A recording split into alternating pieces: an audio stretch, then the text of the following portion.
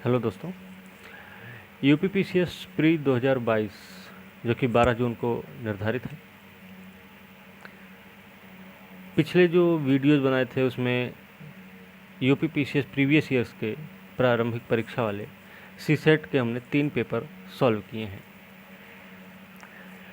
Paper solve करने से ये अपने अगर वीडियो देखा है तो आपको ये ज़रूर मालूम हो गया होगा कि पेपर सॉल्व करने का जो सही तरीका वो है क्या आखिरकार।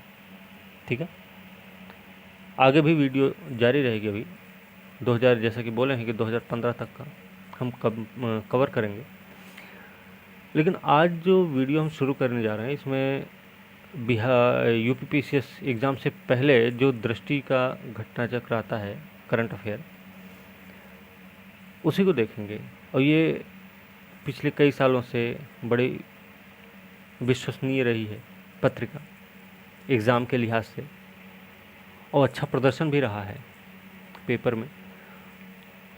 जिन्होंने पेपर दिया है उनको पता होगा इसके बारे में।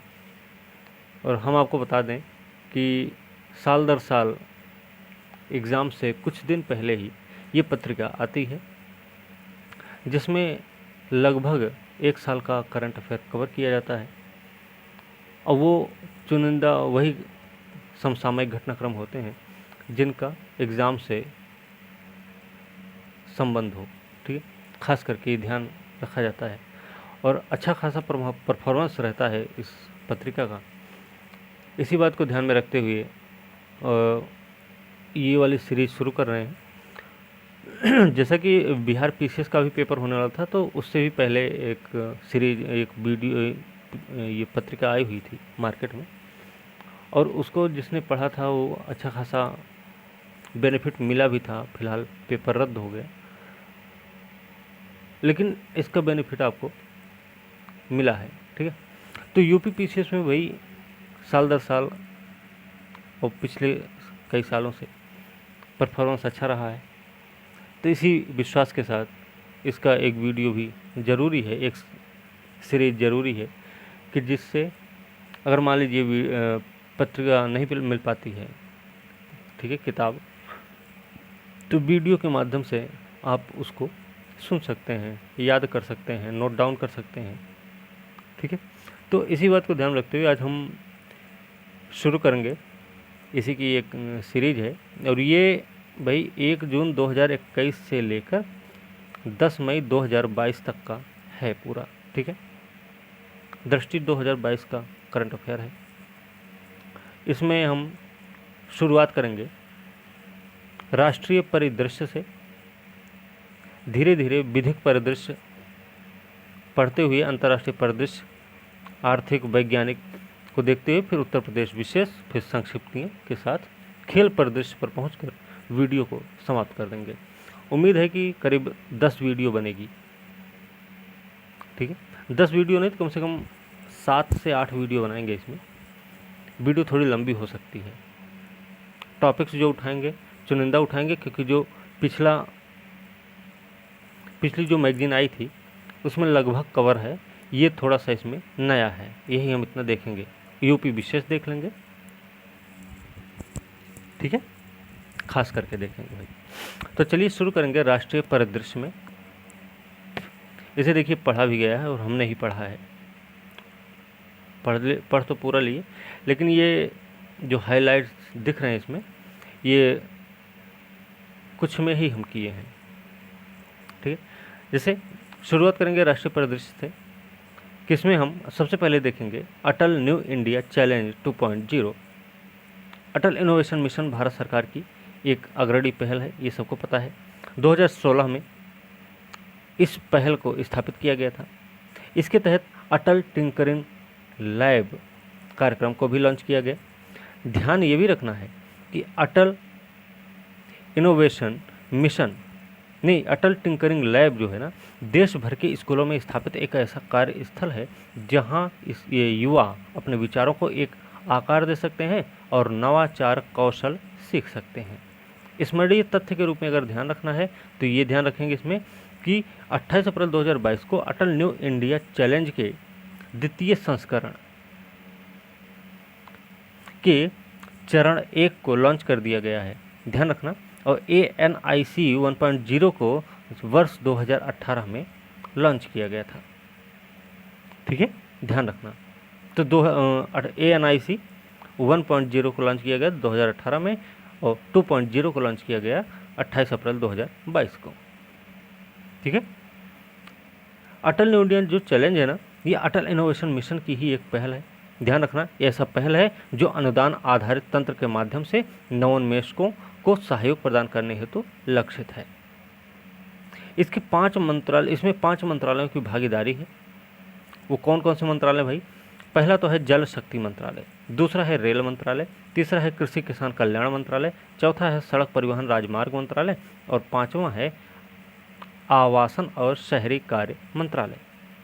चरण 1 जो था ना, ये 7 क्षेत्रों में विभक्त 18 चुनौतियों पर आधारित था। नहीं, ये NIC का 2.0 जो है ना, इसका चरण 1 जो होगा वो 7 क्षेत्रों में विभक्त 18 चुनौतियों पर आधारित होगा। इसमें ध्यान रखना जो 7 क्षेत्र हैं वो कौन कौन से हैं? तो ई मोबिलिटी है, दूसरा है सड़क परिवहन, तीसरा अंतरिक्ष प्रौद्योगिकी और अनुप्रयोग है और चौथा है स्वच्छता प्रौद्योगिकी, चिकित्सा यंत्र और उपकरण है और छठा है अपशिष्ट प्रबंधन, वेस्ट मैनेजमेंट और 7वां है कृषि। इन्हीं 7 क्षेत्रों पर आधारित है ये, ठीक है। चलिए इसके आगे थोड़ा देख लेते हैं। इसके आगे देखते हैं अटल इनोवेशन मिशन का विस्तार है। 8 अप्रैल 2022 को केंद्रीय मंत्रिमंडल ने अटल इनोवेशन मिशन को मार्च 2023 तक, याद रखना, मार्च 2023 तक जारी रखने की मंजूरी दी। AIM जो है द्वारा प्राप्त किए गए जाने वाले अभिष्ट लक्ष्य जो हैं कौन कौन से हैं भाई? 10,000 अटल टिंकरिंग लैब की स्थापना करना है, 101 अटल इंक्यूबेशन सेंटर्स की स्थापना करनी है, 50 अटल सामुदायिक नवाचार केंद्रों की स्थापना करनी है और अटल न्यू इंडिया चैलेंज के माध्यम से 200 स्टार्टअप्स को सहायता प्रदान करना है, ठीक है। आगे देखते हैं रायसीना संवाद 2022। भारत का प्रमुख वार्षिक भू राजनीतिक भू आर्थिकी सम्मेलन है ये, याद रखना, भू आर्थिकी और वार्षिक भू राजनीतिक सम्मेलन है, बहुपक्षीय सम्मेलन है, वैश्विक समुदाय के समक्ष उपस्थित चुनौतियों पर विचारों का आदान प्रदान करता है ये, ठीक है। रायसीना संवाद के पहले 6 संस्करण सफलतापूर्वक 2016 में, 17, 18, 19, 20 और 21 में आयोजित किए जा चुके हैं। मतलब इससे पहले 6 हो चुके हैं, ये 7वां है, ठीक है। इसमें तथ्य याद रखें तो 25 से 27 अप्रैल के बीच हुआ है, 7वां संस्करण रहा है, वैयक्तिक प्रारूप में किया गया है इसका आयोजन। याद रखना 2021 में यह संवाद कोविड-19 महामारी के कारण आभासी प्रतिरूप में आयोजित किया गया था, ठीक है, प्रारूप में।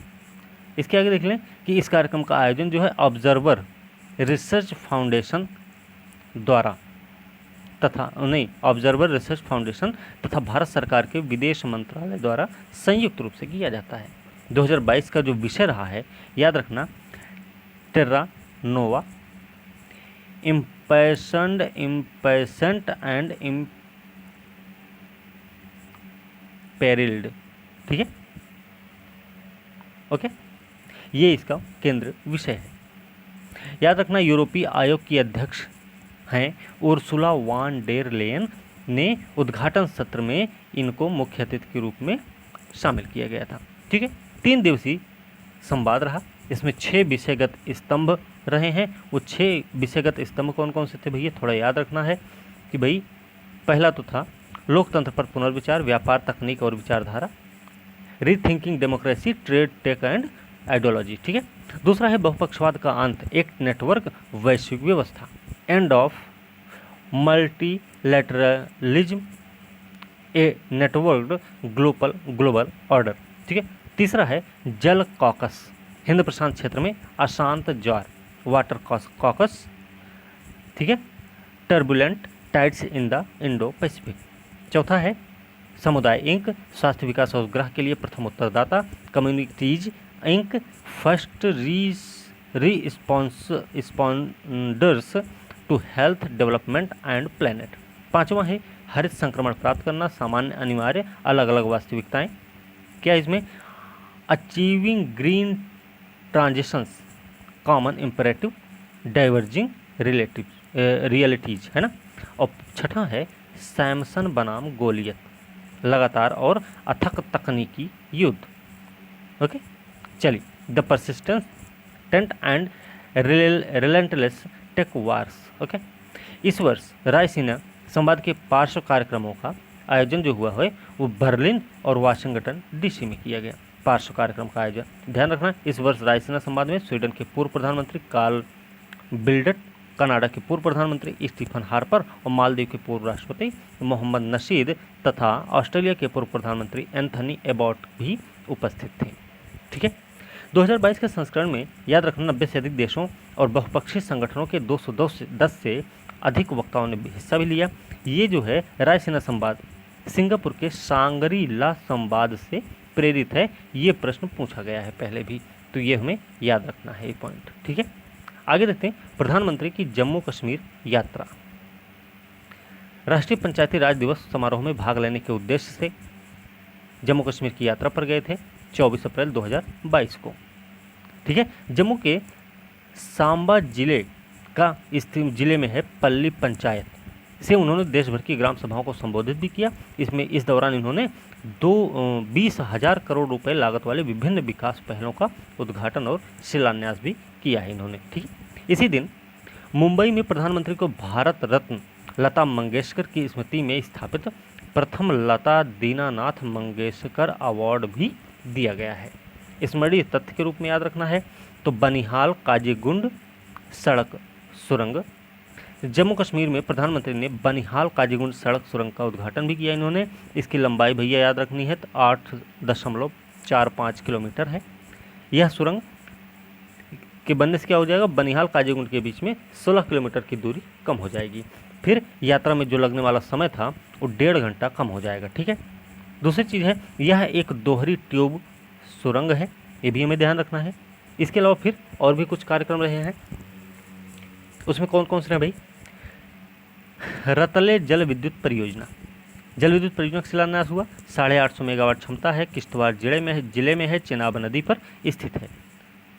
इसके अलावा क्वार जल विद्युत परियोजना भाई, ठीक है, ये 540 मेगावाट इसकी क्षमता किश्तवाड़ जिले में है, ये भी चिनाब नदी पर है। ठीक है, ये परियोजना याद रखना messrs Chenab valley power projects private limited द्वारा क्रियान्वित किया जाएगा। ठीक है, ये हमें बातें ध्यान में रखनी है। इसके आगे देख लेते हैं, एक चीज़ ये याद रखना कि रतले और क्वार दोनों परियोजनाएं इस क्षेत्र में बिजली की ज़रूरतों को पूरा करने में योगदान देंगे। ठीक, अभी और है कि दिल्ली अमृतसर कटरा एक्सप्रेस वे का ये 669 किलोमीटर लंबा है। ध्यान रखना भाई, यह इस एक्सप्रेस के माध्यम से दिल्ली से अमृतसर और दिल्ली से कटरा की यात्रा में लगने वाला समय आधा हो जाएगा। ठीक है, दूसरी चीज़ है ग्रीनफील्ड एक्सप्रेस वे प्रमुख सिख धार्मिक स्थलों जैसे सुल्तानपुर लोधी, गोइंदवाल साहिब, खडूर साहिब, तरन तारन और कटरा स्थित वैष्णो देवी के पवित्र हिंदू मंदिर को आपस में जोड़ेगा। ठीक, याद ये भी रखना है कि हरियाणा, पंजाब, जम्मू कश्मीर के प्रमुख आर्थिक केंद्र हैं। कौन कौन से, अम्बाला है, चंडीगढ़ है, मोहाली है, संगरूर है, पटियाला, लुधियाना, जालंधर, कपूरथला, कठुआ और सांबा को भी ये आपस में जोड़ेगा। तो जोड़ेगा किस किस को भाई, ये भी हमें ध्यान रखना है। इसके अलावा फिर अमृत सरोवर, यात्रा के दौरान जल निकायों को कायाकल्प सुनिश्चित करने के उद्देश्य से अमृत सरोवर नामक एक नई पहल का शुभारंभ भी किया गया है प्रधानमंत्री नरेंद्र मोदी के द्वारा। ये भी ध्यान रखना है, याद रखना है। इसका उद्देश्य क्या है, इसका उद्देश्य भाई इस जो अमृत सरोवर है इस योजना का उद्देश्य है कि प्रत्येक जिले में 75 जल निकायों का विकास और कायाकल्प किया जाएगा। ठीक, प्रत्येक अमृत सरोवर का तालाब क्षेत्र जो होगा वो कम से कम 1 एकड़ या 0.4 हेक्टेयर का होगा भाई। जल धारण क्षमता कितनी होगी, 10,000 क्यूबिक मीटर की होगी। ध्यान रखना 75 अमृत सरोवरों के साथ देश भर में कुल लगभग 50,000 अमृतसर का निर्माण होगा, अमृत सरोवरों का निर्माण किया जाएगा। ठीक है, इसके साथ ही ध्यान ये भी रखना है कि Bhaskaracharya national institute of space application and geo informatics national द्वारा विकसित अमृत सरोवर पोर्टल और मोबाइल ऐप का प्रयोग जिलों में मिशन अमृत सरोवर की प्रगति प्रदर्शन का पता लगाने में किया जाएगा। ठीक है, ये हमें ध्यान रखना है। एक चीज़ ये भी ध्यान रखनी है किसका जो कायाकल्प होना है ना, वो अमृत वर्ष की समाप्ति मतलब 15 अगस्त 2023 तक पूरा करने का लक्ष्य भी निर्धारित है। कब तक है? 15 अगस्त 2023 तक। ये पॉइंट याद रखना है, ठीक। भारत का पहला अमृत सरोवर कहाँ बना, ये सबसे मुख्य बात है, और ये यूपी स्पेशल है, तो ये बात हमको ध्यान में रखनी है। तो ये बना है भैया उत्तर प्रदेश के रामपुर के पटवाई ग्राम पंचायत में, ठीक है, रामपुर के पटवाई ग्राम पंचायत में। आगे देखते हैं, पल्ली। पल्ली क्या भाई? देश की प्रथम कार्बन तटस्थ पंचायत बन गई, ठीक है, ध्यान रखना। केंद्रीय विज्ञान प्रौद्योगिकी मंत्रालय के अधीन सेंट्रल इलेक्ट्रॉनिक्स लिमिटेड द्वारा पल्ली पंचायत में 20 दिन के रिकॉर्ड समय में एक सौर संयंत्र की स्थापना की गई। 20 दिन का रिकॉर्ड रहा है, 500 केवी का है ये सौर संयंत्र। 6408 वर्ग मीटर के कुल क्षेत्र में स्थापित है। 340 घरों को स्वच्छ विद्युत और प्रकाश उपलब्ध करवाएगा ये। इस प्रकार से पल्ली पंचायत भारत सरकार के ग्राम ऊर्जा स्वराज कार्यक्रम, ये पॉइंट याद रखना भैया, ग्राम ऊर्जा स्वराज कार्यक्रम के अंतर्गत पहली कार्बन तटस्थ पंचायत बन गई है, ठीक है। ये बात भी हमें याद रखनी है। जैसा कि आपको भी पता है कि भारत सरकार का लक्ष्य है कि 2070 तक कार्बन तटस्थ बनाने का लक्ष्य निर्धारित किया गया है भारत सरकार के द्वारा। किसको? भारत को, ठीक है। आगे देखते हैं हरित हाइड्रोजन संयंत्र के बारे में। प्रधानमंत्री के आत्मनिर्भर भारत के दृष्टिकोण को पूरा करने की दिशा में ऑयल इंडिया लिमिटेड ने क्या किया है? आसाम के जोरहाट में भारत का पहला 99.999% शुद्ध हाइड्रोजन पायलट संयंत्र की शुरुआत की है, ठीक। स्मरणीय तथ्य के रूप में याद रखें कि 3 माह के रिकॉर्ड समय में शुरू किया गया है ये, पहली चीज़। दूसरी चीज़ है, संयंत्र की स्थापित हरित हाइड्रोजन उत्पादन क्षमता जो है प्रतिदिन की है 10 किलोग्राम की, ठीक है। संयंत्र से भविष्य में हरित हाइड्रोजन का उत्पादन 10 किलोग्राम प्रतिदिन से बढ़ाकर ये 30 किलोग्राम प्रतिदिन होने की उम्मीद भी की गई है, ठीक है। तो ये चीज़ हमें याद रखना है, मुख्य बिंदुओं को ध्यान में रखना है। एक चीज़ ये भी याद रखना कि ध्यातव्य है कि AEM तकनीक का उपयोग करने वाला यह भारत का पहला संयंत्र होगा। कहाँ पे भैया? आसाम के जोरहाट में, ठीक है। हरित हाइड्रोजन क्या है भाई? हरित हाइड्रोजन हवा या सौर ऊर्जा जैसी अक्षय ऊर्जा का उपयोग करके उत्पादित हाइड्रोजन गैस को कहते हैं। यूपीएससी में भी ऐसा प्रश्न पूछा जाता है स्टेटमेंट के रूप में, तो स्टेटमेंट के रूप में ये प्रश्न यहाँ पे पॉइंट दिए गए हैं, तो आप इसको अगर देख लेंगे तो आपको यूपीएससी में भी काम आ जाएगा, ठीक। दूसरी चीज़ है, इसमें ग्रीन हाउस गैस का उत्सर्जन नहीं होता है, ध्यान रखना। इसके अलावा यह जलने पर कार्बन डाइऑक्साइड का उत्सर्जन नहीं करेगी। अगला पॉइंट है कि यह जीवाश्म ईंधन का एक बेहतर विकल्प हो सकता है। अगला पॉइंट है कि इसका उपयोग परिवहन, बिजली उत्पादन और औद्योगिक गतिविधियों में ईंधन के रूप में किया जा सकता है, ठीक है। तो ये सारे पॉइंट्स हमको याद रखने हैं। आगे देखते हैं, स्मार्ट सिटी स्मार्ट शहरीकरण 2022 लाया गया है, तो इसके बारे में थोड़ा देख लें कि स्मार्ट सिटीज मिशन एक केंद्र प्रायोजित परिवर्तनकारी मिशन है। उद्देश्य है इसका भैया स्मार्ट समाधानों के अनुप्रयोग के माध्यम से अपने नागरिकों को मूल अवसंरचना, स्वच्छ, सतत पर्यावरण आदि उपलब्ध कराने वाले शहरों को बढ़ावा देना है। शुरुआत इसकी हुई थी भाई 25 जून 2015 को, याद रखना, ठीक है। 18 से 20 अप्रैल तक सूरत, गुजरात में स्मार्ट सिटी स्मार्ट शहरीकरण सम्मेलन का आयोजन किया गया था, ठीक है, याद रखना।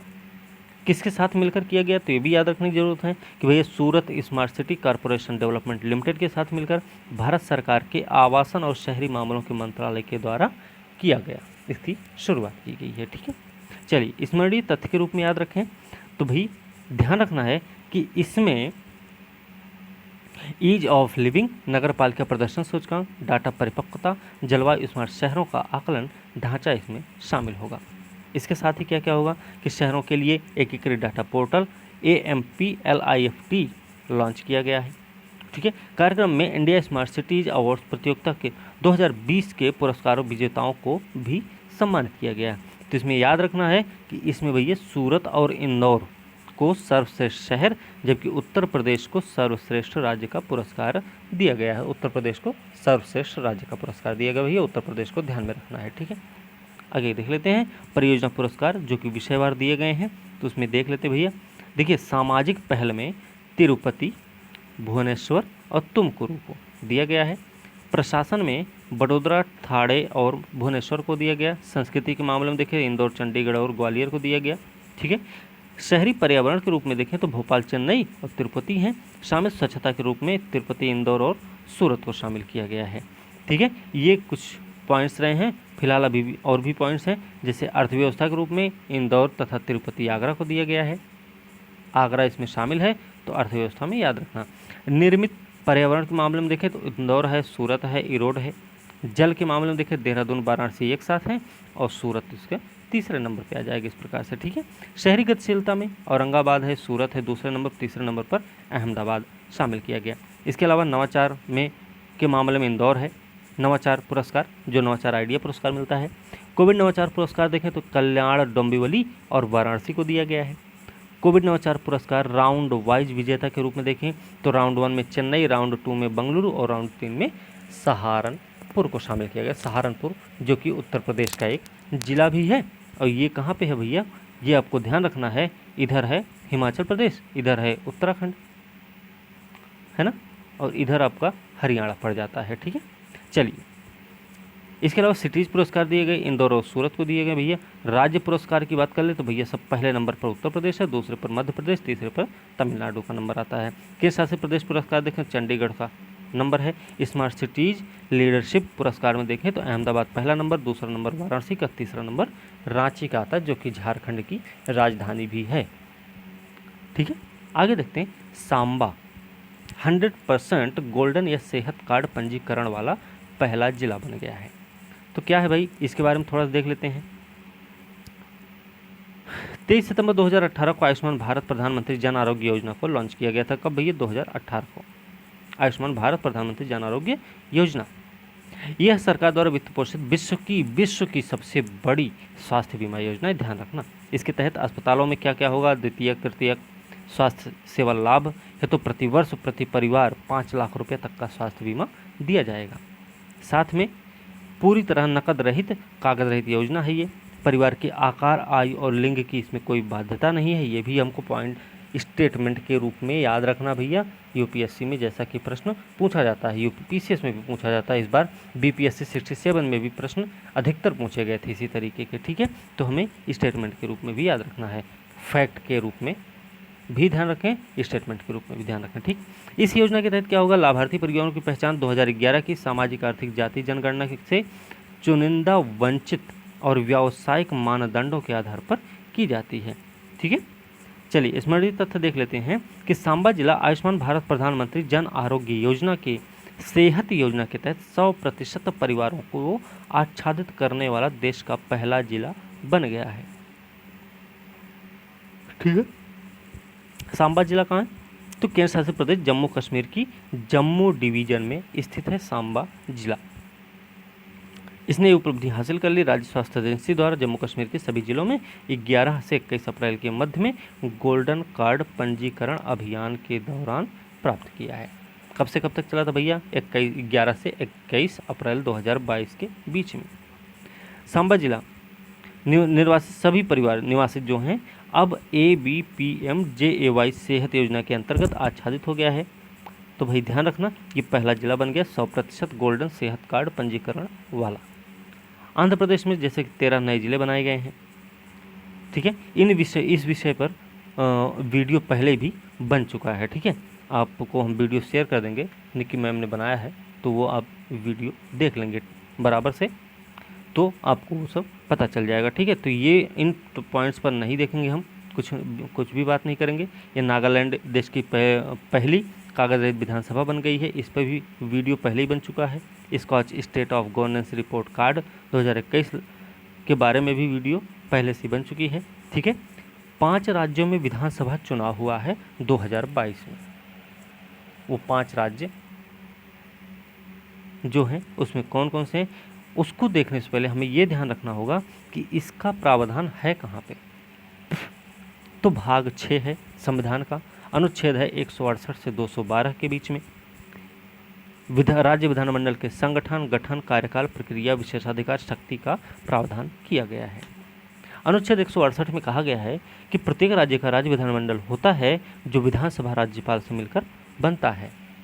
लेकिन हमारे यहाँ कुछ राज्य ऐसे हैं, लगभग 6 राज्य ऐसे हैं कि जहाँ पर विधानसभा, विधान परिषद और राज्यपाल से मिलकर विधानमंडल का, राज्य विधानमंडल का निर्माण किया जाता है।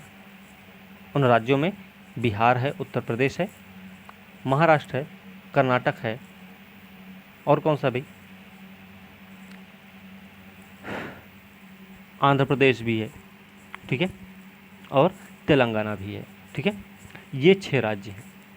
अभी हाल में आंध्र प्रदेश में जो है विधान परिषद के उत्सादन की बात हुई है, और पश्चिम बंगाल में विधान परिषद के निर्माण की बात हुई है। ये पॉइंट हमें ध्यान रखना है थोड़ा सा, ठीक है। चलिए, तो ये इतना पॉइंट आपको पता हो गया। अब हम थोड़ा सा इस तरफ ध्यान दे देते हैं कि भई ये चुनाव जो हुआ है कहाँ पर कितना हुआ है। तो देखिए, चुनाव हुआ भाई पंजाब, गोवा, उत्तराखंड, मणिपुर और उत्तर प्रदेश में हुआ है, और इनमें सबसे ज़्यादा विधानसभा सीट है तो उत्तर प्रदेश में कितनी है, 403 है। पंजाब में देख लेते हैं थोड़ा सा कि 15वीं पंजाब में विधानसभा रही है, 15वीं कार्यकाल की समाप्ति हुई है, 16वें के लिए चुनाव हुआ है इसमें, ठीक है।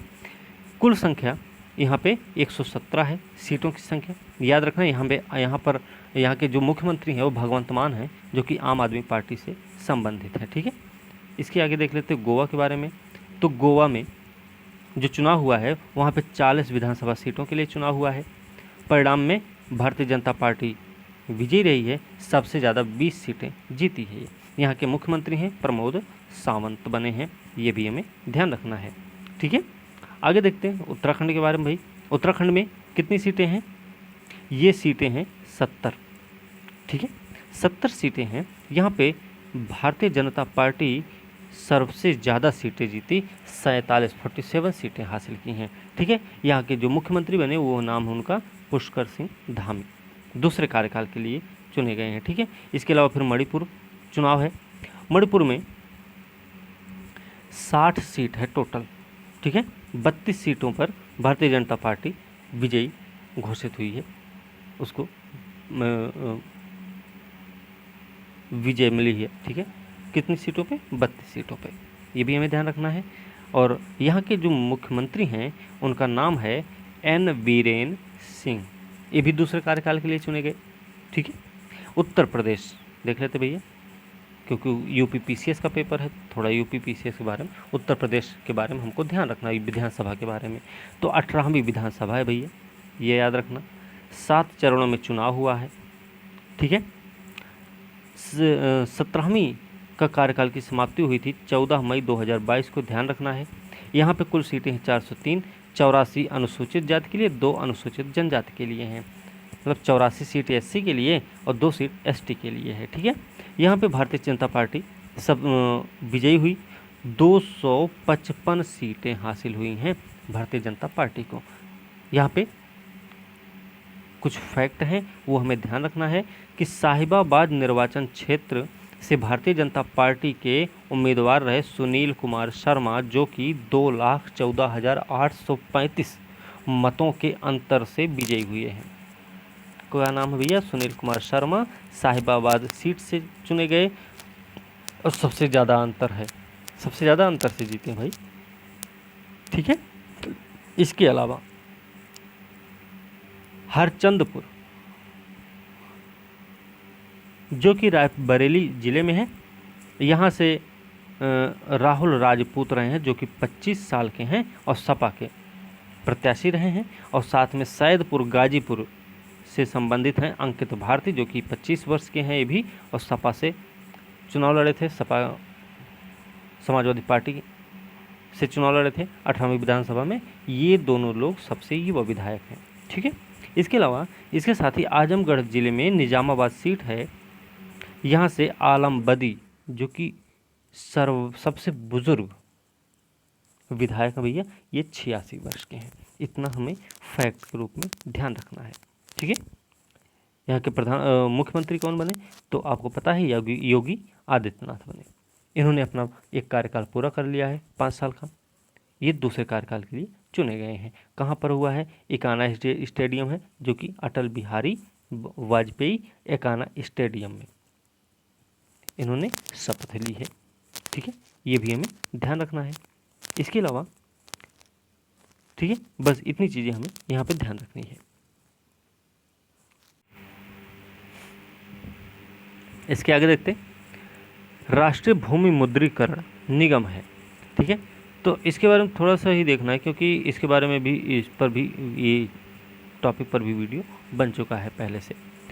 जब सरकार अपनी किसी संपत्ति का मुद्रीकरण करती तो इसका अनिवार्य रूप से तात्पर्य है कि वह एक निर्दिष्ट अवधि के लिए एक निजी संस्थान को उपसंपत्ति, मतलब निष्क्रिय भूमि होगी, बुनियादी ढांचा होगा, सार्वजनिक उपक्रम होगा, के राजस्व अधिकार को स्थानांतरित कर रही होती है, ठीक है।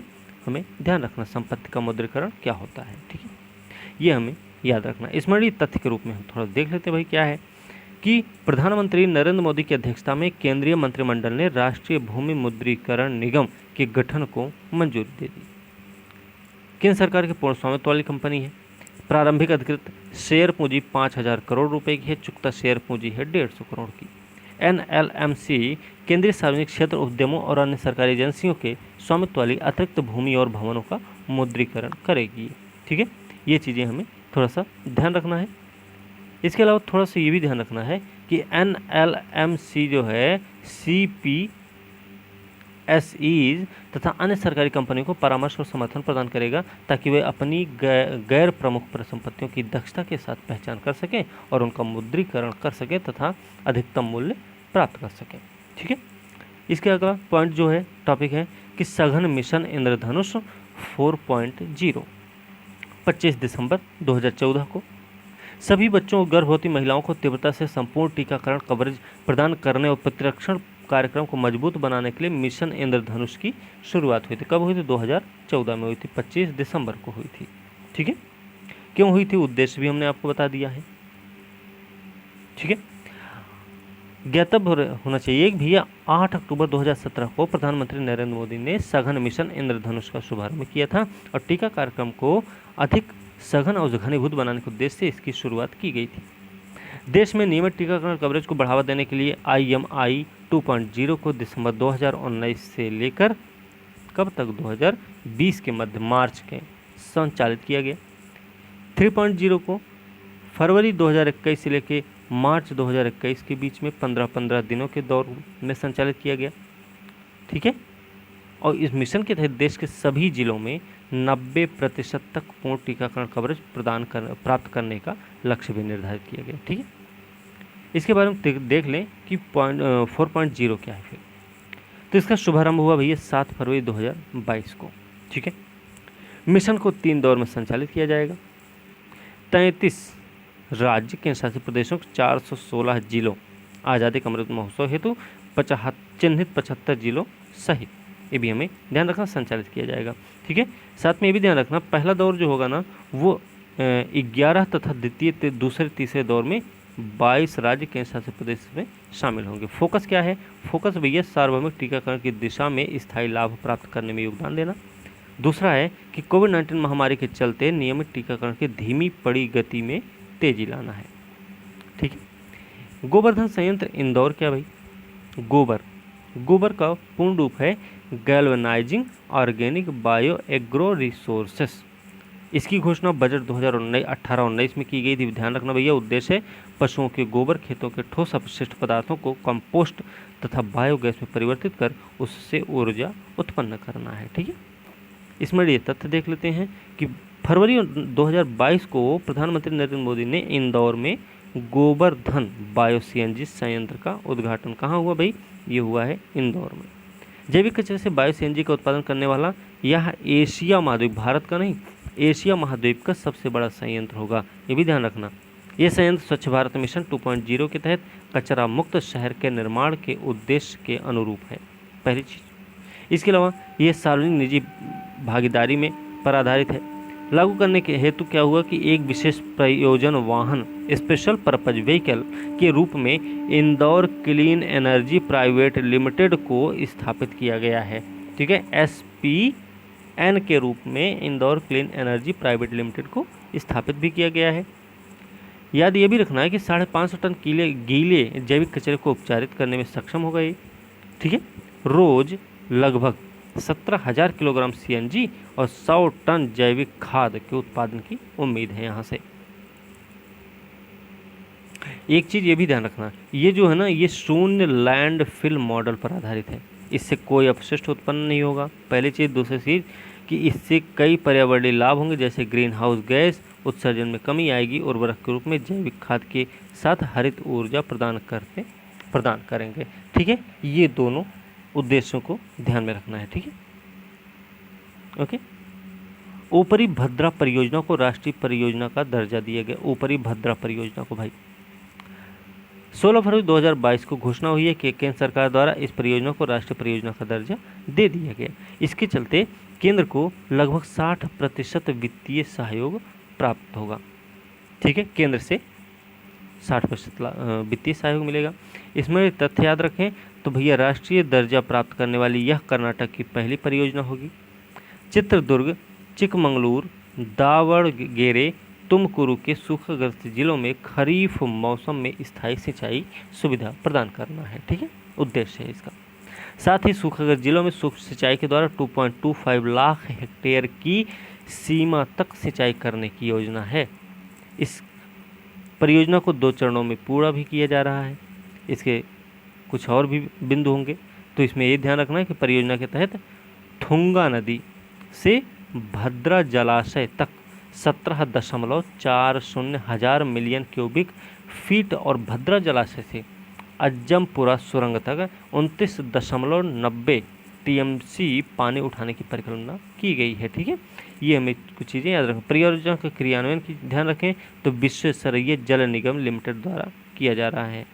ठीक है, आगे देखते हैं स्माइल योजना क्या है। इस पर वीडियो बनाया जा चुका है पहले ही। ठीक है, इसमें थोड़ा सा ये ध्यान रखना कि स्माइल योजना जो है ना ट्रांसजेंडर व्यक्तियों के कल्याण हेतु व्यापक पुनर्वास के लिए केंद्रीय क्षेत्र की योजना है। भीख मांगने के कार्य में संलग्न व्यक्तियों के व्यापक पुनर्वास के लिए केंद्रीय क्षेत्र की योजना है। ठीक है, ये चीज़ हमें 2 पॉइंट विशेष तौर पे ध्यान रखना है। तो ट्रांसजेंडर व्यक्तियों के लिए क्या होगा भाई कि कल्याण के लिए योजना के घटक क्या क्या होंगे। तो ट्रांसजेंडर छात्रों के लिए छात्रवृत्ति रहेगी, कौशल विकास आजीविका होगी, समग्र चिकित्सा देखभाल रहेगा, गरिमा गृह के रूप में आवास होगा, ट्रांसजेंडर सुरक्षा प्रकोष्ठ का प्रावधान भी होगा और ई सेवाएं जैसे राष्ट्रीय पोर्टल, हेल्पलाइन, विज्ञापन और अन्य कल्याणकारी उपाय भी किए जाएंगे इसमें। इसके अलावा भीख मांगने के कार्य में जो संलग्न व्यक्ति हैं उनके व्यापक पुनर्वास का फोकस है, तो उसके लिए कुछ प्रावधान कैसे कि सर्वेक्षण पहचान होगी, लामबंदी रहेगी, बचाव आश्रय गृह होगा, व्यापक पुनर्वास की बात होगी। ठीक है, आगे देखते हैं। अभी देखिए जो बीपीएससी का पेपर आप लोगों ने दिया है ना, और अगर आपने ये वाली मैगजीन जो बीपीएससी 67 ने प्री एग्ज़ाम से पहले आई थी, अगर उसको पढ़ा था आपने, तो ये वाला प्रश्न उसमें था अटल सुरंग के बारे में। विश्व की सबसे लंबी राजमार्ग सुरंग बन गई है, उसकी लंबाई पर प्रश्न आया हुआ था उसमें। ठीक है, तो चलिए रोहतांग, इसका पुराना नाम है रोहतांग सुरंग, याद रखना। 2019 24 दिसंबर को भूतपूर्व प्रधानमंत्री अटल बिहारी वाजपेयी के सम्मान में इसका नाम रखा गया अटल टनल। ठीक है, निर्णय लिया गया था। और 3 अक्टूबर 2020 को रोहतांग में अटल टनल का उद्घाटन किया गया था। कुछ तथ्य हैं हमें ध्यान रखना है कि 9 फरवरी 2022 को अटल सुरंग को वर्ल्ड बुक ऑफ रिकॉर्ड्स में शामिल किया गया। 10,000 फीट मतलब 3,000 मीटर से अधिक ऊंचाई पर निर्मित है। विश्व की सबसे लंबी राजमार्ग सुरंग के रूप में प्रमाणित भी किया गया है। ठीक है, ये चीज़ें हमें ध्यान रखनी। साथ में ये भी ध्यान रखना इसकी लंबाई कितनी है भैया। पहली बात तो ध्यान रखना इसका निर्माण जो है सीमा सड़क संगठन के द्वारा किया गया।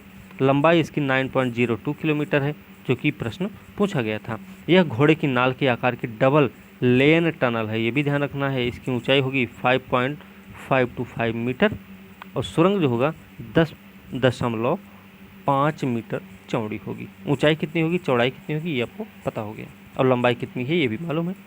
अटल टनल हिमालय की पीर पंजाल श्रृंखला में अवस्थित रोहतांग दर्रे से गुजरती है। होता क्या था ना, पहले पूरा बस हिमाचल प्रदेश के मनाली को लाहौल स्पीति घाटी से जोड़कर रखती है। ये पहले बर्फबारी की वजह से लगभग 6 महीने तक बंद ही रहती थी, अलग थलग पड़ी रहती थी। तो अब ये समस्या ख़त्म हो गई। ठीक है, दूसरी चीज़ ये है कि ये 4G कनेक्टिविटी मुहैया करवाई गई है इसमें। इसके अलावा यह सुरंग सामरिक तौर पर काफ़ी अहम है। क्यों? क्योंकि इससे परिचालन से सड़क मार्ग से मनाली और लेह के बीच की दूरी में 46 किलोमीटर की कमी आ जाएगी। इसके अलावा फिर इन दोनों के बीच यात्रा में लगने वाला जो समय था उसमें 4 से 5 घंटे की बचत भी हो जाएगी। एक सुरंग है T49 सुरंग, ये कहाँ पे है भाई? तो जम्मू कश्मीर को एक वैकल्पिक विश्वसनीय परिवहन प्रणाली उपलब्ध कराने के उद्देश्य से भारत सरकार ने ऊधमपुर से बारामूला तक 272 किलोमीटर लंबी रेलवे लाइन के निर्माण की योजना तैयार कर रखी है। कहाँ से? ऊधमपुर से बारामूला के बीच में T49 सुरंग नाम से 272 किलोमीटर लंबी रेलवे लाइन के निर्माण की योजना तैयार हुई है। ठीक है, रेलवे लाइन कश्मीर घाटी को शेष भारत से जोड़ेगी। इसका निर्माण जो होगा Udhampur Srinagar Baramulla rail link project के तहत किया जा रहा है, ये भी हमें ध्यान रखना है। इस परियोजना को राष्ट्रीय परियोजना 2002 में घोषित किया गया था। ऊधमपुर से बारामूला तक की दूरी 272 किलोमीटर, जिसे 4 खंडों में विभाजित भी किया गया। ठीक है, ये 4 खंड के बारे में ज़्यादा नहीं वो जानकारी रखनी है, लेकिन इतना ध्यान रखना है USBRL परियोजना के अंतर्गत अत्यधिक विषम और पर्वतीय भूभाग में बड़ी संख्या में सुरंगों पुलों का निर्माण शामिल होगा। ठीक है, 38 सुरंगें होंगी। कुल लंबाई देखेंगे तो 119 किलोमीटर की है, और सबसे लंबी जो सुरंग है ना उसी का नाम है T49। लंबाई इसकी है भैया 12.75 किलोमीटर। ध्यान रखना, T49 सुरंग का लंबाई कितनी है? 12.75 किलोमीटर है। कटरा बनिहाल खंड पर है ये सुरंग, ये भी ध्यान रखना है। निर्माण पूरा होने पर T49 देश की सबसे लंबी परिवहन सुरंग बन जाएगी, रेलवे लाइन से संबंधित है। ठीक है, जबकि अटल टनल क्या है? सड़क मार्ग से संबंधित है। वर्तमान में बनिहाल काजीगुंड खंड पर स्थित पीर पंजाल सुरंग भारत की सबसे लंबी परिवहन सुरंग है। इस समय की बात कर रहे हैं वर्तमान में। इसकी लंबाई भैया 11.215 किलोमीटर। T49 सुरंग का निर्माण NATM new Austrian tunnelling method द्वारा किया जा रहा है। ठीक है, चलिए आगे देखते हैं। स्टैच्यू ऑफ इक्वलिटी के बारे में देख लेते हैं। ठीक है, इसके बारे में देख लें तो श्री रामानुजाचार्य का जन्म हुआ था 1017 AD में श्री पेरुम्बदूर तमिलनाडु में हुआ था। ठीक है, श्री वैष्णव परंपरा के सर्वाधिक महत्वपूर्ण प्रतिपादकों में से एक थी। इन्होंने वेदांत के प्रमुख दार्शनिकों में इनको शामिल करते हैं हम।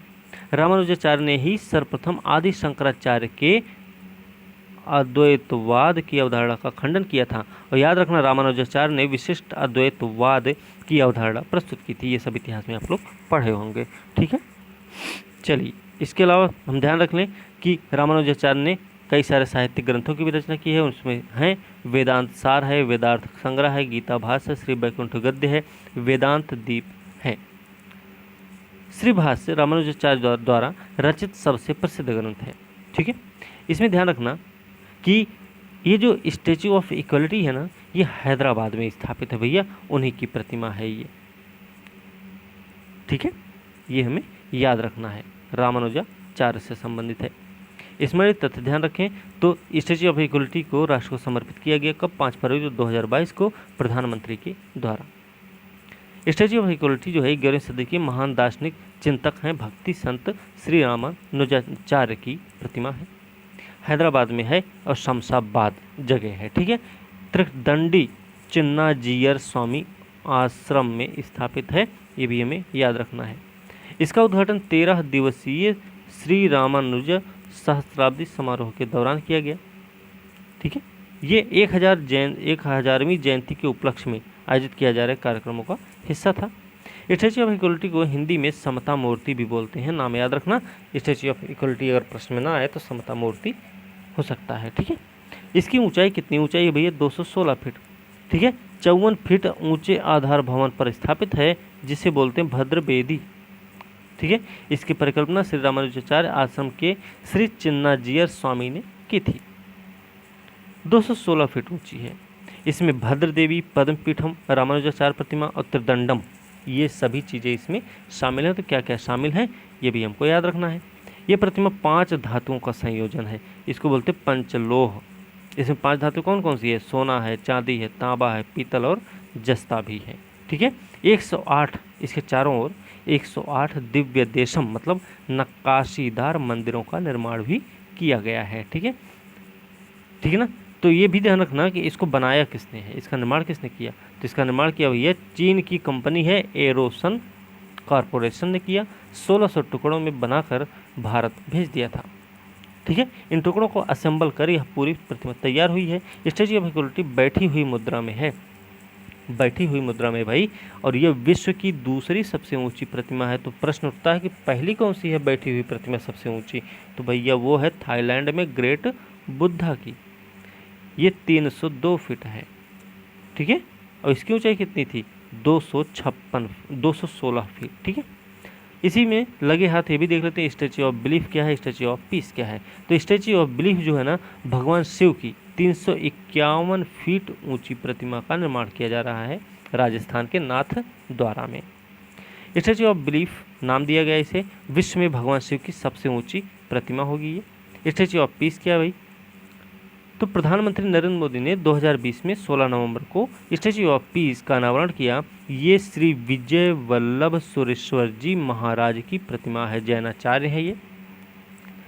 विजय वल्लभ सुरेश्वर जी महाराज की 151वीं जयंती समारोह के उपलक्ष्य में इसका अनावरण हुआ है। 151 इंच इसकी प्रतिमा की ऊंचाई है, अष्टधातु से बनी हुई है, ध्यान रखना, और तांबा जो है इसमें मुख्य घटक है। प्रतिमा पाली राजस्थान में जैतपुरा स्थित विजय वल्लभ साधना केंद्र में स्थापित है। ये भी ध्यान रखना है कि कहाँ, राजस्थान में है भैया। ठीक है, तो ये चीज़ें हमें याद रखनी है। पर्वतमाला परियोजना भी देख लेते हैं। तो पर्वतमाला परियोजना क्या भाई, सागरमाला परियोजना थी, है ना, इसके बारे में जानते ही होंगे आप लोग। तो पर्वतमाला क्या है, पर्वतमाला भैया दुर्गम पहाड़ी क्षेत्रों में पर्यटन को बढ़ावा देने के अलावा यात्रियों के लिए संपर्क सुविधा में सुधार करने, भीड़भाड़ वाले शहरों में यातायात को सरल बनाने के उद्देश्य से पहली बार पर्वतमाला परियोजना की शुरुआत की गई है। इसमें तथ्य याद रखें तो केंद्रीय वित्त मंत्री निर्मला सीतारमण ने 2022-23 के लिए केंद्रीय बजट पेश करते हुए पर्वतमाला परियोजना की घोषणा की थी 2022-23 के बजट में। ठीक है, ये परियोजना लोक निजी भागीदारी PPP मॉडल पर आधारित होगी, याद रखना, और यह राष्ट्रीय रोपवे विकास कार्यक्रम के तहत शुरू की जा रही है। राष्ट्रीय रोपवे विकास कार्यक्रम के तहत 22-23 के अनुसार 60 किलोमीटर की दूरी के लिए 8 रोपवे परियोजना हेतु संविदा जारी की जाएगी। ठीक है, ये वर्तमान में उत्तराखंड, हिमाचल प्रदेश, मणिपुर, जम्मू कश्मीर और अन्य पूर्वोत्तर राज्यों में शुरू की जा रही है। वाराणसी में, याद रखना, वाराणसी में उत्तर प्रदेश की बात है, तो वाराणसी में वाराणसी जंक्शन रेलवे स्टेशन से चर्च स्क्वायर गोदौलिया तक रोपवे का निर्माण किया जा रहा है। गुवाहाटी असम में ब्रह्मपुत्र नदी पर बने गुवाहाटी पैसेंजर रोपवे का उद्घाटन कब हुआ, 24 अगस्त 2020 को हुआ है। लगभग 2 किलोमीटर लंबा है ये। किसी नदी पर बना भारत का सबसे लंबा रोपवे होगा। कौन सा, असम में बना हुआ है, गुवाहाटी में बना है। ठीक है, ब्रह्मपुत्र नदी पर बना हुआ है। ठीक है, ये भी बात हमें याद रखनी है। कानपुर मेट्रो का शुभारंभ हुआ है, तो इसमें थोड़ा सा ये ध्यान रखना है। तो विश्व की पहली मेट्रोपॉलिटन मेट्रो रेल सेवा की शुरुआत हुई थी 1863 में, कहाँ, लंदन में हुई थी भाई। ठीक है, और भारत में पहली मेट्रो रेल नेटवर्क का शुभारंभ कहाँ हुआ, कोलकाता में हुआ, 1984 में हुआ। ठीक है, अब कानपुर मेट्रो की घोषणा तत्कालीन उत्तर प्रदेश सरकार द्वारा 2016 में की गई थी। निर्माण कार्य नवंबर 2019 से प्रारंभ हुआ। ठीक है, इसमें ज़्यादा कुछ नहीं ध्यान रखना है। इसमें 2 गलियारा बना हुआ, पहला है IIT कानपुर से नौबस्ता तक, दूसरा है भैया चंद्रशेखर आज़ाद कृषि विश्वविद्यालय से लेके बर्रा 8 तक है। ठीक है, ये चीज़ हमें याद रखना है। पूरा होने की जो समय सीमा है भैया वो 2024 दी गई है। ठीक है, ये भी हमें याद रखना है। ठीक है, चलिए आगे देख लेते हैं, और इसमें कुछ विशेष नहीं देखना है। ठीक है, प्रमाणन मिला हुआ हरित भवन संहिता मानदंडों के अनुपालन के कारण इसे पर्यावरण प्रबंधन के लिए ISO 14001 प्रमाणन तथा सुरक्षा प्रबंधन के लिए ISO 45001 प्रमाणन से प्रमाणित किया गया है। ठीक है, चलिए आगे देखते हैं। हरित ऊर्जा गलियारा चरण 2 के बारे में देख लेते हैं। इसमें क्या भाई, सौर पवन जैसे नवीकरणीय स्रोतों से उत्पादित बिजली को ग्रिड में पारंपरिक बिजली स्टेशनों के साथ सिंक्रोनाइज करना ही ग्रीन एनर्जी कॉरिडोर परियोजना है। उद्देश्य है इसका भाई। अब याद रखना है कि आर्थिक मामलों की मंत्रिमंडल समिति ने प्रधानमंत्री की अध्यक्षता में अंतर्राज्यीय पारेषण प्रणाली इंट्रा स्टेट ट्रांसमिशन सिस्टम हेतु हरित ऊर्जा गलियारा चरण 2 योजना को मंजूरी दी गई है। ठीक है, इसके तहत क्या होगा भाई, 10,750 सर्किट किलोमीटर पारेषण लाइन और सब स्टेशनों की लगभग 27,500 मेगावोल्ट एम्पियर ट्रांसफार्मर क्षमता को अतिरिक्त रूप से जोड़े जाने की मंजूरी दी गई है। ठीक है, इसकी क्षमता होगी 7 राज्यों में लगभग 20 गीगावाट। नवीकरणीय ऊर्जा परियोजनाओं के ग्रिड एकीकरण बिजली निकासी में मदद मिलेगी इससे। 7 राज्यों में शामिल है ये। कौन कौन शामिल भैया, तो गुजरात है, हिमाचल प्रदेश है, कर्नाटक है, केरल, राजस्थान, तमिलनाडु और उत्तर प्रदेश को शामिल किया गया। ये 7 राज्य हमें याद रखने। हरित ऊर्जा गलियारा चरण 2 जो है 21-22 से लेकर 25-26 तक के लिए भैया सबसे महत्वपूर्ण बिंदु है, इसका अवधि में कार्यान्वयन किया जाएगा। ठीक है, और एक चीज़ और याद रखना, 2030 तक ना 450 गीगावाट स्थापित नवीकरणीय ऊर्जा क्षमता का लक्ष्य भी प्राप्त करने में मदद मिलेगी इससे। ठीक है, चलिए अच्छा, चरण 2 हम पढ़ रहे हैं, तो चरण 1 के बारे में थोड़ा सा पता होना चाहिए कि 8 राज्यों में है, और वो कौन कौन से हैं, तमिलनाडु, राजस्थान, कर्नाटक, आंध्र प्रदेश, महाराष्ट्र, गुजरात, हिमाचल प्रदेश और मध्य प्रदेश को इसमें शामिल किया गया था। बिना पनकी बहु उत्पाद पाइपलाइन परियोजना भैया यूपी से संबंधित है, तो ये थोड़ा जानना जरूरी है। पाइपलाइनों के माध्यम से पेट्रोलियम उत्पादों, कच्चे तेल, गैस की ढुलाई को सबसे सस्ता, सबसे सुरक्षित, पर्यावरणीय अनुकूल साधन माना जाता है। पिछले कुछ दशकों में देश में भूमिगत पाइपलाइनों का नेटवर्क बड़े पैमाने पर विकसित हुआ है। ठीक है, तो हमें ये चीज़ याद रखनी है। इसमें याद रखना है कि 28 दिसंबर 2021 को प्रधानमंत्री नरेंद्र मोदी ने बीना मतलब मध्य प्रदेश, और पनकी कहाँ है, उत्तर प्रदेश का कानपुर में। ठीक है, बहु उत्पाद पाइपलाइन परियोजना राष्ट्र को समर्पित की गई है। इसका संचालन कौन कर रही है, BPCL कर रही है भाई, है ना, BPCL Bharat petroleum corporation limited कर रही है। पाइपलाइन मध्य प्रदेश से बिना रिफाइनरी से लेकर कानपुर के पनकी तक POL मतलब पेट्रोलियम ऑयल्स लुब्रिकेंट टर्मिनल तक विस्तृत है। लंबाई भैया 356 किलोमीटर की। उत्तर प्रदेश में 283 किलोमीटर है, मध्य प्रदेश में 73 किलोमीटर है। ठीक है, ये चीज़ याद रखना है। इसके साथ ये भी ध्यान रखना, जो पाइपलाइन है उसका व्यास होगा 18 इंच का, लागत 1524 करोड़। ठीक है, उत्तर प्रदेश और मध्य प्रदेश दोनों में 1227 करोड़ रुपया उत्तर प्रदेश और मध्य प्रदेश 297 करोड़ है। उत्तर प्रदेश के 5 जिले इसमें आच्छादित होंगे। कौन कौन से उत्तर प्रदेश के जिले भैया, ललितपुर है, झांसी, जालौन है, कानपुर देहात और कानपुर नगर है। तो हमें याद रखना कौन सा है, ललितपुर, झांसी और जालौन। कानपुर नगर, कानपुर देहात तो रहेगा ही। ठीक, मध्य प्रदेश के 2 जिले हैं, कौन कौन से भैया, सागर और टीकमगढ़ है। पाइपलाइन के माध्यम से बिना रिफाइनरी से उत्पादों की सुरक्षित सुव्यवस्थित निकासी सुनिश्चित होगी, ये भी हमको याद रखना है। ठीक है, चलिए वीडियो ज़्यादा लंबी ना हो जाए, थोड़ा सा ये भी ध्यान रखना है। तो वीडियो लंबी हो जाएगी, ठीक है, 52 मिनट की हो गई है, तो आज हम अभी यहीं पे समाप्त करेंगे इसको। ठीक है, अगला वीडियो जो होगा ना कल देखेंगे हम, और इससे संबंधित जो है ना, हम डेली कम से कम 2 वीडियो डेली अपलोड करेंगे। 3 से 4 दिन में ये हम पूरा निपटा देंगे। ठीक है, तो उम्मीद रहेगी कि बस आप लोग या इसको ध्यान से देख लेंगे। ठीक है, ध्यान से अगर देख लेंगे भाई, तो करंट अफेयर का प्रश्न नहीं छूटेगा आपसे, अच्छा खासा प्रश्न आप करके आएंगे। ठीक है, पेपर में किसी भी बात की कोई गुंजाइश नहीं होगी, कोई भी डाउट नहीं रहेगा। ठीक है, तो चलिए आज की वीडियो हम यहीं समाप्त करेंगे। अगली वीडियो के साथ कल मिलते हैं, तब तक के लिए धन्यवाद।